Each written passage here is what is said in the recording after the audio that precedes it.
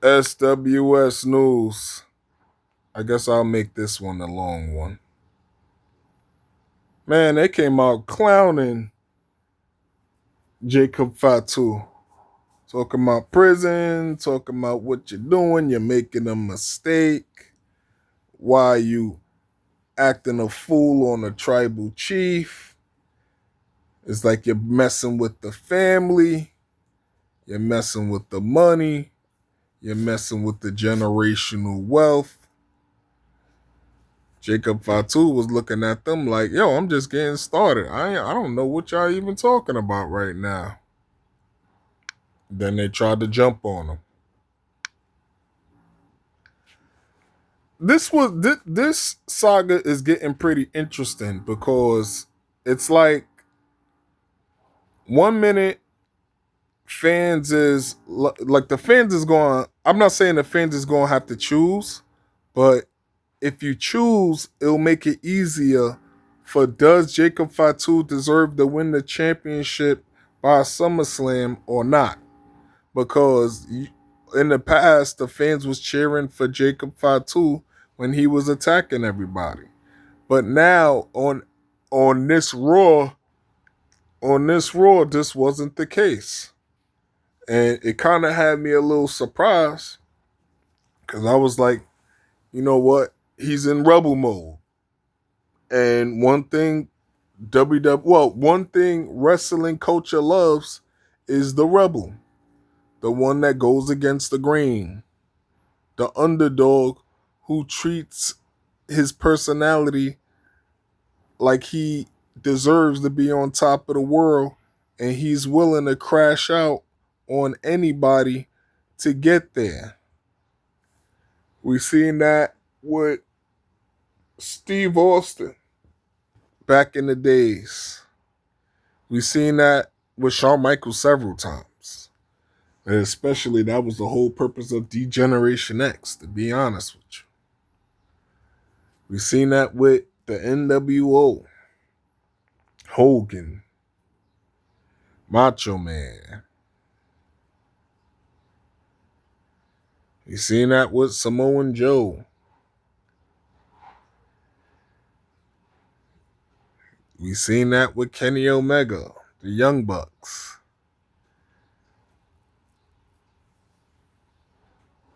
We seen that with Undertaker and The Rock. I mean, people willing. Well, Brock Lesnar. I think next who gonna do it is Braun Breaker. That's just how it is. So on this night, you know what? They was beating down Jacob Fatu. Jacob Fatu got up and he was whipping them like eggs. And then all of a sudden, the fans started cheering for Roman Reigns. And guess what happened next? Roman Reigns pulled up like a guy about to leave at 3 a.m. in the morning after having a quick night. Let me show y'all something real quick. So these are called the Bloodline Jordan 12s. These look pretty cool. See the color. The reason why I'm saying this is because they was talking about how Roman Reigns was getting his own sneaker. Now, I don't know if that was true or not, but as you can see, he always stays with Jordans on. But what I realize is it's a lot of wrestlers in WWE who stay with Jordans on in general, especially the Jordan 1s. I mean, a lot of them. I don't know if they get it free or what. Even in AEW, several of them stay with the Jordan 1s. I'm not sure what's that about, but it is. So I was just curious because at that time when I think it was last year, they were saying, "Oh, Roman Reigns is coming out with his own Jordan sneaker, da da da, Bloodline." But then they I don't well, as you can see, they couldn't have canceled it, but they postponed it. But now it's coming out. But it's called the Bloodline, but it don't got nothing to do with. It don't say nothing about Roman Reigns at all. So I'm assuming that they just use Roman Reigns for promotion. I don't think it ever had anything to do with him. But it would be cool that he gets to see, he gets to wear those. He should wear those. Probably put his own logo on there or something. That would be cool. But yeah, back to the story. Yeah, so he came out, looked cousin right in his eye, and then they went at it like cats and dogs. It got a little crazy, but Jacob caught him. Then the family jumped on him and they beat him down bad. I mean, I ain't see a beating like this since Undertaker and Kane was a tag team. I mean, this was crazy. The fans started cheering for Roman Reigns, and you know he went to work. So I really don't get it. And I'm not talking about what's going on like storyline mode. I'm talking about fan mode because what that's going to do is that's going to, well, what it's going to do is it's going to make it easier for the story writers, of course. Because if you can't choose who to cheer for, then WWE can't go wrong with who wins. I thought we was rolling with Jacob just to get him the championship, but at least that's not the case right now. So I think what's gonna eventually happen is maybe Jacob. I don't see how it could happen though, because even if he attacks Roman Reigns, one guy beating up three people, you usually don't see the bad guy. You usually don't see that person being called the bad guy. So that's the strange part of this situation. So they're gonna have to definitely figure that one out. And after they laid him out, because I thought when Roman Reigns and them left the ring that Jacob Fatu was going to pop right back up. But that wasn't the case. And they were talking about, I forgot homeboy name. Talking about, I was supposed to have fired him. You should have left them alone. Like, man, what you firing them for? You see them fans? Them fans is up. You see them fans, right? Ain't no fans sitting down. They are not sitting down.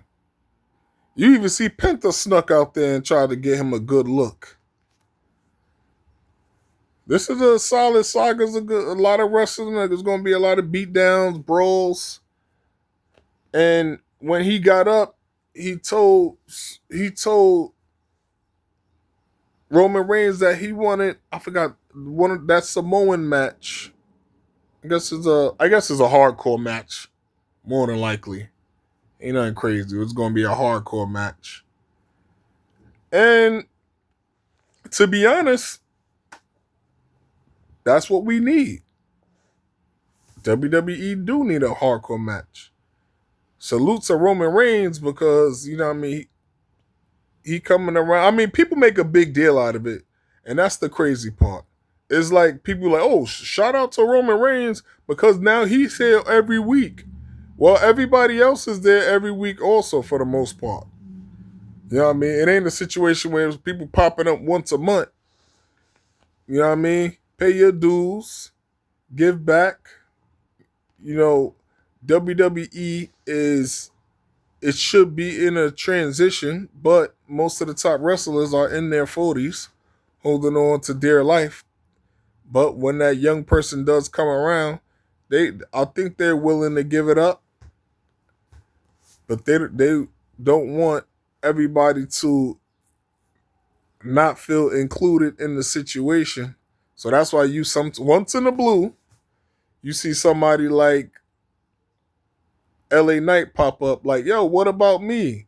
We supposed to be this, that, and the third. Now, I don't really understand that. Like, as you can see, this is family business. No matter how you see it, this is family business. So why would you tell them to forget about that and you go chase something? You know what I mean? I get it. I get it. He got to get paid to do something. And he don't want the fans to forget about him. So they got to put his face on the TV. But at the same time, like I said, NXT is at a weak spot right now in the men's roster. He could go down there and help develop some wrestlers, or even bring his name back up. I'm not saying that he could go down. He should go down there and get a title. But he could go down there and get his name back up. Because up here, as you can see, it ain't Monday Night Rollins. It ain't WWE Miz or Miz TV or whatever he called it. It's WWE Reigns. Or the Tribal Network. You can call it whatever you want. But you gotta acknowledge what he's doing. Like I said, fans is up right now. Standing up watching him. To be honest, I'm pretty sick of the saga though. Like it is other wrestlers that you can face. But at the same time, it's not like Jacob Fatu had a bunch of title shots and all that. So technically they're not wrong for doing this. He's just another member of the family. So it's like another flashback in time about this family going against each other. That's cool. They making it entertaining. And one thing about wrestling I know is regardless of how you feel about it, if a person out there crashing out trying to hurt somebody I'm not talking about the technical wrestling. I'm talking about the smashing on that floor, smashing against them walls, chairs, tables, ladders, breaking tables, ladders, a little blood. Fans gonna watch. Fans are definitely going to watch. So like Diddy used to say, the saga continues. Like, share, subscribe. I'm out.